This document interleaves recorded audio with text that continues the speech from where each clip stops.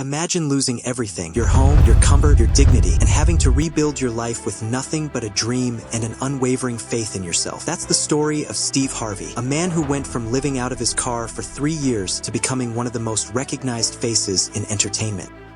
Steve Harvey's story begins in Welch, West Virginia, on January 17, 1957. Born Broderick Stephen Harvey, Steve was named after the actor Broderick Crawford, a star of the 1950s TV series Highway Patrol. From the moment he entered the world, life had already set its challenges. His family lived modestly, relying on his father Jesse Harvey's coal mining job to make ends meet. Steve once said, "We didn't have much, but what we had was love, faith, and a whole lot of discipline." His mother, Eloise, was a devout Christian and a Sunday school teacher who made sure faith was central in their lives. In his childhood neighborhood, Steve recalls running through the streets barefoot in the summer because his family couldn't afford new shoes for every season. Yet, even then, Steve had a big personality. Friends and family remember him as the funny kid who could make anyone laugh. But behind the humor was a boy struggling to overcome a major challenge, his stutter. For years, Steve's stutter made him the target of cruel jokes. Teachers underestimated him and classmates mocked him. But Steve had one weapon, his relentless belief in himself.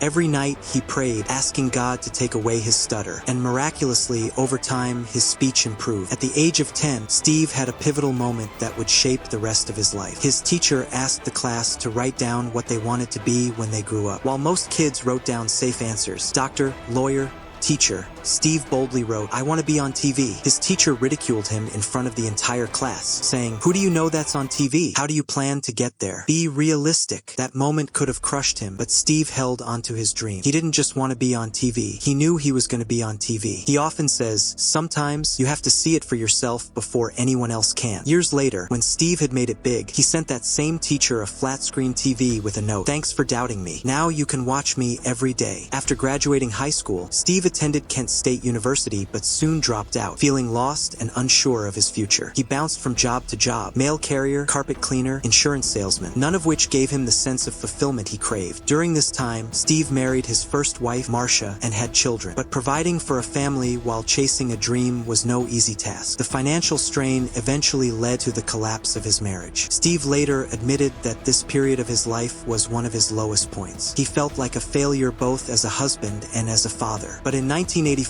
Steve's life took a dramatic turn. A friend dared him to perform at an open mic comedy night. Nervous but desperate for a breakthrough, Steve stepped onto the stage, and the audience loved him. For the first time, he felt like he had found his calling.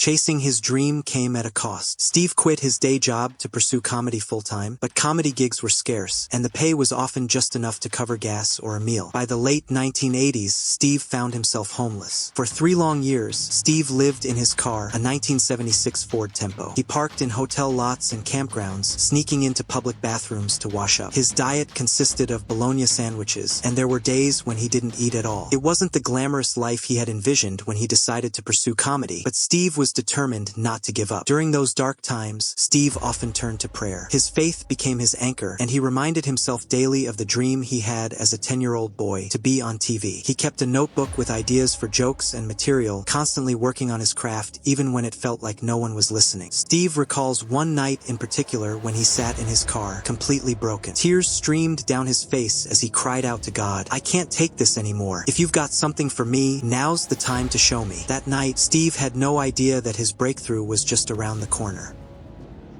The next morning, Steve received a call that would change his life. A comedy club in Florida was offering him a paid gig, $150 for a single night. The problem? He didn't have the gas money to get there. Desperate, he borrowed what he could and scraped together just enough to make the trip. That gig turned into a chain reaction. He impressed the audience, and word spread about the comedian who could turn everyday struggles into laughter. Slowly but surely, Steve began booking more gigs, each one bringing him closer to stability. Looking back, Steve has often said, "I wasn't homeless. I was just in between blessings. God was preparing me for something bigger." In 1990, Steve's career took a major leap forward when he became a finalist in the Johnny Walker National Comedy Search. His performance caught the attention of producers at Showtime at the Apollo, one of the most iconic platforms for comedians. Showtime at the Apollo wasn't for the faint of heart. The audience had a reputation for being brutally honest. If they didn't like your act, they wouldn't just boo. They'd practically chase you off stage. But Steve had something special, a natural ability to connect with people. staple. His hosting gig at the Apollo turned him into a household name. Week after week, he brought humor, charm, and energy to the stage, making the show a staple of 90s television. Steve later said, "The Apollo taught me resilience. If you can survive that stage, you can survive anything." By the mid-1990s, Steve Harvey was touring as a stand-up comedian, but his real breakthrough came when he joined forces with Bernie Mac, Cedric the Entertainer, and D.L. Hughley for the Kings of Comedy tour. This wasn't just any comedy show, it was a cultural movement. The tour sold out arenas across the country and grossed over $19 million.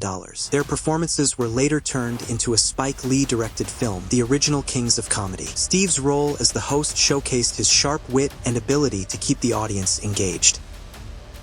In 1996, Steve landed his own sitcom, The Steve Harvey Show. The series, which aired for 6 seasons, was a huge hit in black households across America. Steve played Steve Hightower, a former funk musician turned high school music teacher, and his dynamic with Cedric the Entertainer's character created endless laughs. But the show wasn't just about comedy, it was about representation. Steve made it a point to showcase positive images of black professionals and families. He often said, "I wanted kids to see themselves on TV in a way that felt real and uplifting." Steve's career could have peaked with comedy and sitcoms, but he wasn't done. In 2009, he took on the role of hosting Family Feud, and he didn't just host it, he reinvented it. Under Steve's leadership, Family Feud went viral. His facial expressions, quick comebacks, and ability to handle outrageous answers turned the show into must-watch TV. Clips of his reactions have racked up millions of views on YouTube, cementing his status as a pop culture icon. In 2009, Steve published his first book, Act Like a Lady, Think Like a Man. The book became an instant bestseller and was later adapted into a hit movie. Steve's no-nonsense approach to relationships resonated with readers, particularly women, who appreciated his honesty and humor. He followed up with more books, including Jump, Take the Leap of Faith to Achieve Your Life of Abundance, where he shared his personal philosophy on success. Steve's message was clear: you've got to take risks to get the rewards. One of the most consistent themes in Steve Harvey's life is his faith. He's a firm believer in God and often credits his success to divine intervention.